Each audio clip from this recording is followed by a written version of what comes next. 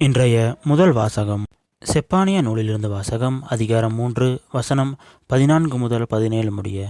மகளே சீயோன், மகிழ்ச்சியால் ஆர்ப்பரி. இஸ்ரவேலே, ஆரவாரம் செய். மகளே எருசலேம், உன் முழு உள்ளத்தோடு அகமகிழ்ந்து அக்களி. ஆண்டவர் உன் தண்டனை தீர்ப்பை தள்ளிவிட்டார், உன் பகைவர்களை அப்புறப்படுத்தினார். இஸ்ரவேலின் அரசராகிய ஆண்டவர் உன் நடுவில் இருக்கின்றார். நீ இனி எந்த தீங்குக்கும் அஞ்ச மாட்டாய். அந்நாளில் எருசலேமை நோக்கி இவ்வாறு கூறப்படும்: சீயோனே, அஞ்ச வேண்டாம், உன் கைகள் சோர்வடைய வேண்டாம். உன் கடவுளாகிய ஆண்டவர் உன் நடுவில் இருக்கின்றார். அவர் மாவீரர், மீட்பு அளிப்பவர். உன் பொருட்டு அவர் மகிழ்ந்து களி கூறுவார்.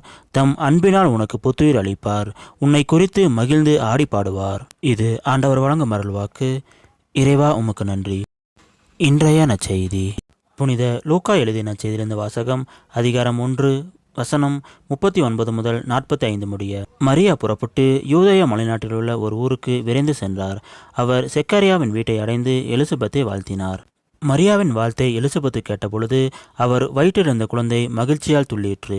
எலிசபெத்து தூய ஆவியால் முற்றிலும் ஆட்கொள்ளப்பட்டார். அப்போது அவர் உரத்த குரலில், பெண்களுள் நீர் ஆசி பெற்றவர், வயிற்றில் வளரும் குழந்தையும் ஆசி பெற்றதே. என் ஆண்டவரின் தாய் என்னிடம் வர நான் யார்? வாழ்த்துரை என் காதில் விழுந்ததும் என் வயிற்றின் உள்ளே குழந்தை பேருவகையால் துள்ளிற்று. ஆண்டவர் உமக்கு சொன்னவை நிறைவேறும் என்று நம்பிய நீர் பேறு பெற்றவர் என்றார். இது கிறிஸ்து வழங்கும் நற்செய்தி.